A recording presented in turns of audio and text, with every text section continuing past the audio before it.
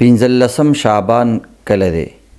د شب برات شپه کله ده او ورځ کله ده؟ د پاکستان د اسلامی تاریخ مطابق 15 شعبان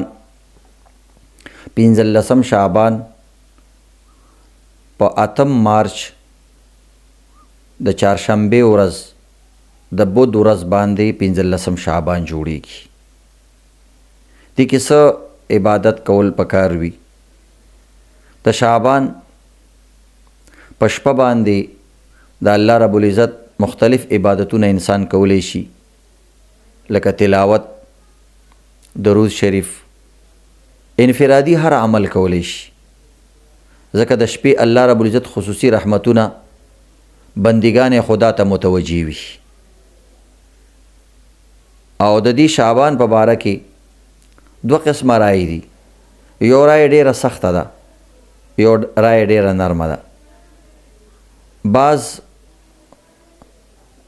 یو رای دا ده چې هغوی په دې شپه باندې د عبادت یا روجې باره کې خبره دا بدعاتو کې راځي، او بعض خلک یې ډیر زیات التزام کوي او داسې عبادتونه چې هغه احادیثو کې نه دي بیان شوي هغه پکې بیانوي.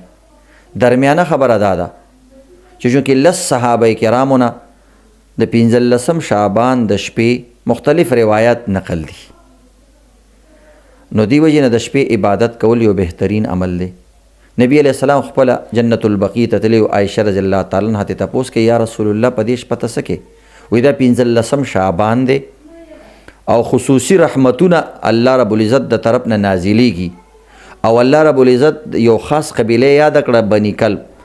د هغې قبیلې چې څومره چیلی یا ساروي دي د هغوی په بدن چې څومره ویښته دي الله د دومره کسانو مغفرت کوي.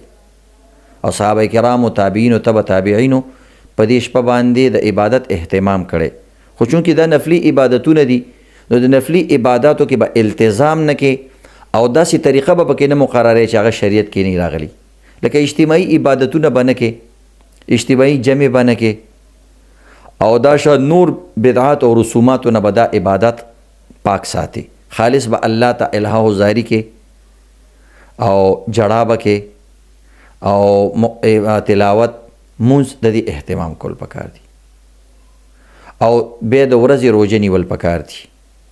ځکه علي صاحب روایت کې دي عن علي رضی الله تعالی عنه قال قال رسول الله صلی الله علیه وسلم، او نبی علیه الصلاة والسلام فرمای قوموا لیلها وصوموا نهارها. وی د شپې عبادت وکئ او د ورځې روژه ونیسئ.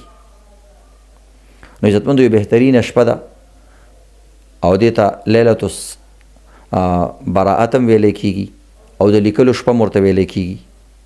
نو دې وجې نه فرشتو ته د یو کال د انسانانو چې کوم تقدیر دی هغه حواله کېږي. نو الله ته خصوصي دعا کول پکار دي چې خدای پاکه دا را روان کال زمونږ په خیر خیریت سره تیر کړي، او د ملک د سلامیت دپاره، سالمیت دپاره او د مسلمانانو د سالمیت دپاره خصوصي دعاګانې پکې کول پکار دي. خو په دې شپه د بعضې کسانو مغفرت نه کېږي. روایاتو کې دا راځي الا لمشرکن، د مشرک سړي او د مشاحن او د هغه سړي چې کوم انسان په سینه کې بغض ساتي، کینه ساتي او د مور پلار نافرمانه وي. مختلف روایاتو کې مختلف کسان راځي. او یا متکبر انسانی یا شراب نوشي مستقل کوي. نو په دې شپه باندې د مور او پلار نه د دې نه مخکې انسان معافي وغواړي او الله ته الها و زاری وکړي چې الله زموږ او ستاسو او د دې ملک او د مسلمانانو مستقبل ښه کړي. نو د دې اهتمام کول پکار دي. الله رب العزت دې موږ او تاسو له عمل کول. یو ځل بیا وایم 15 شعبان د پاکستان د تاریخ مطابق د چهارشنبې ورځ ده، او د چهارشنبې شپه یعنې د 9 ورځ چې تېره شي، د منګل ورځ چې تېره شي، دا کومه شپه چې راځي نو دا شپه د 15 شعبان ده.